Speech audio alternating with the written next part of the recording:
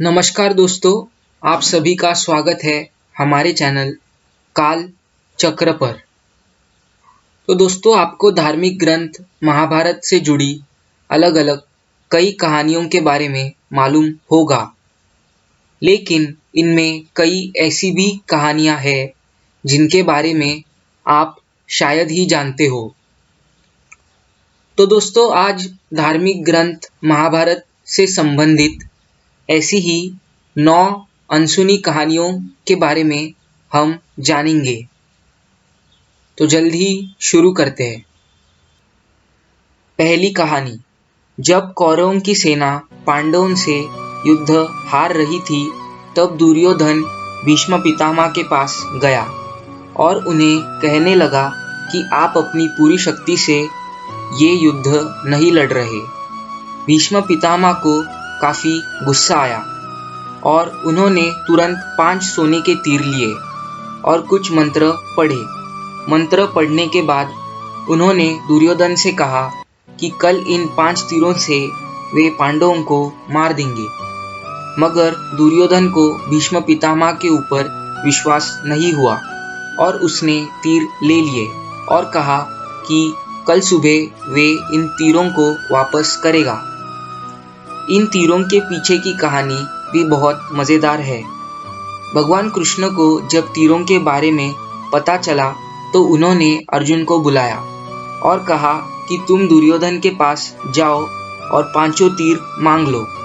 दुर्योधन की जान तुमने एक बार गंधर्वों से बचाई थी, इसके बदले उसने कहा था कि कोई एक चीज़ जान बचाने के लिए मांग लो। समय आ गया है कि अभी तुम उन 5 सोने के तीरों को अपनी इच्छा से मांग लो। अर्जुन दुर्योधन के पास गया और उसने तीर मांगे।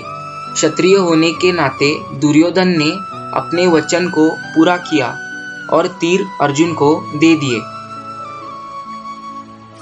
दूसरी कहानी। जब पांडवों के पिता पांडु मरने के करीब थे, तो उन्होंने अपने पुत्रों से कहा कि बुद्धिमान बनने और ज्ञान हासिल करने के लिए वे उनका मस्तिष्क खा जाए। लेकिन केवल सहदेव ने ही उनकी इच्छा पूरी की और उनके मस्तिष्क को खा लिया।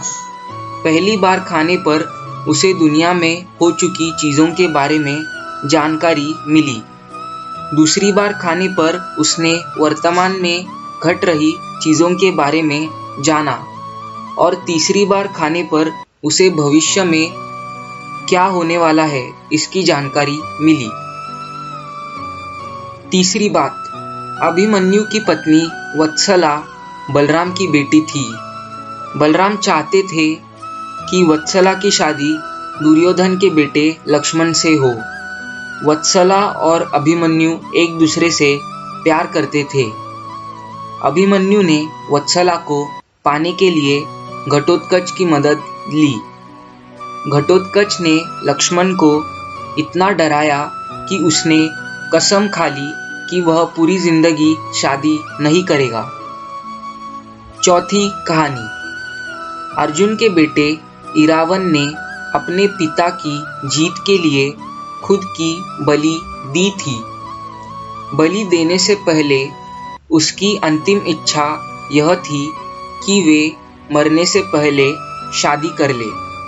मगर इस शादी के लिए कोई भी लड़की तैयार नहीं थी, क्योंकि शादी के तुरंत बाद उसके पति को मरना था।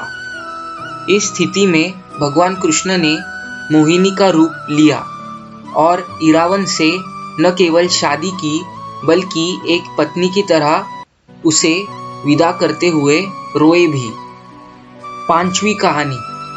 सहदेव, जो अपने पिता का मस्तिष्क खाकर बुद्धिमान बना था, उसमें भविष्य देखने की क्षमता थी।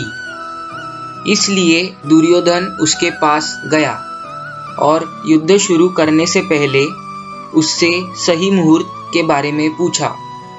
सहदेव यह जानता था कि दुर्योधन उसका सबसे बड़ा शत्रु है, फिर भी उसने युद्ध शुरू करने का सही समय बताया। छठवीं कहानी। महाभारत के युद्ध में उडुपी के राजा ने निरपेक्ष रहने का फैसला किया था। उडुपी का राजा न तो पांडव की तरफ से था और न ही कौरवों की तरफ से। उडुपी के राजा ने कृष्ण से कहा था कि कौरवों और पांडवों की इतनी बड़ी सेना को भोजन की जरूरत होगी और हम दोनों तरफ की सेनाओं को भोजन बनाकर खिलाएंगे। 18 दिन तक चलने वाले इस युद्ध में कभी भी खाना कम नहीं पड़ा। सेना ने जब राजा से इस बारे में पूछा तो उन्होंने इसका श्रेय कृष्ण को दिया। राजा ने कहा कि जब कृष्ण भोजन करते हैं तो उनके आहार से उन्हें पता चल जाता है कि कल कितने लोग मरने वाले हैं और खाना इसी हिसाब से बनाया जाता है। 7वीं कहानी। जब दुर्योधन कुरुक्षेत्र के युद्ध में आखिरी सांस ले रहा था तब उस समय उसने अपनी 3 उंगलियां उठा रखी थी।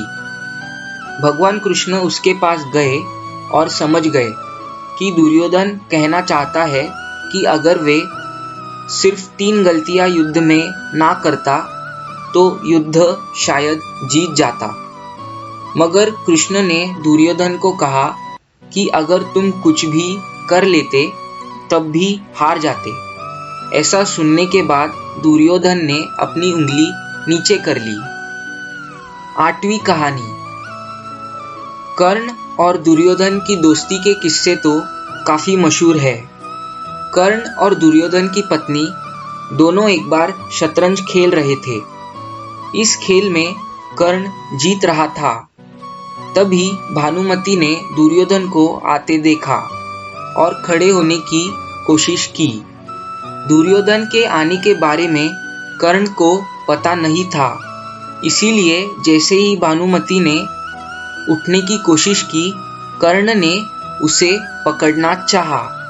भानुमति के बदले उसके मोतियों की माला उसके हाथ में आ गई और वह टूट गई। दुर्योधन तब तक कमरे में आ चुका था। दुर्योधन को देखकर भानुमति और कर्ण दोनों डर गए कि दुर्योधन को कहीं कुछ गलत शक ना हो जाए। मगर दुर्योधन को कर्ण पर काफी विश्वास था। उसने सिर्फ इतना कहा कि मोतियों को उठा लो।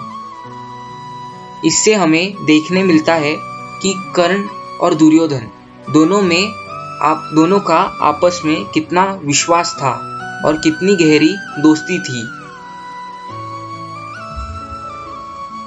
9वीं कहानी। कर्ण दान करने के लिए काफी प्रसिद्ध था। कर्ण जब युद्ध क्षेत्र में आखिरी सांस ले रहा था तो भगवान कृष्ण ने उसकी दानशीलता की परीक्षा लेनी चाहिए। वे गरीब ब्राह्मण बनकर कर्ण के पास गए और कहा कि तुम्हारे बारे में काफी सुना है और तुमसे मुझे अभी कुछ उपहार चाहिए। कर्ण ने उत्तर में कहा कि आप जो भी चाहे मांग ले। ब्राह्मण ने सोना मांगा। कर्ण ने कहा कि सोना तो उसके दांत में है और आप इसे ले सकते हैं। ब्राह्मण ने जवाब दिया कि मैं इतना कायर नहीं हूँ कि तुम्हारे दांत तोड़ूं। कर्ण ने तब एक पत्थर उठाया और अपने दांत तोड़ लिए। ब्राह्मण ने इसे भी लेने से इनकार करते हुए कहा कि खून से सना हुआ यह सोना वे नहीं लेंगे। कर्ण ने इसके बाद एक बाण उठाया और आसमान की तरफ चलाया। इसके बाद बारिश होने लगी और दांत धुल गया और इसी चीज ने कर्ण की दानशीलता को पूरी तरह से सिद्ध कर दिया, जिसके चलते श्री कृष्ण भी प्रसन्न हुए। तो प्रेक्षकों, यही थी महाभारत ग्रंथ में वर्णित 9 अनसुनी कहानियाँ। अगर आपको मेरी वीडियो अच्छी लगी हो तो कृपया कर लाइक, शेयर और सब्सक्राइब करें। इसी तरह बने रहिए मेरे चैनल पर। मिलते हैं मेरी अगली वीडियो में। तब तक के लिए धन्यवाद। जय श्री कृष्ण।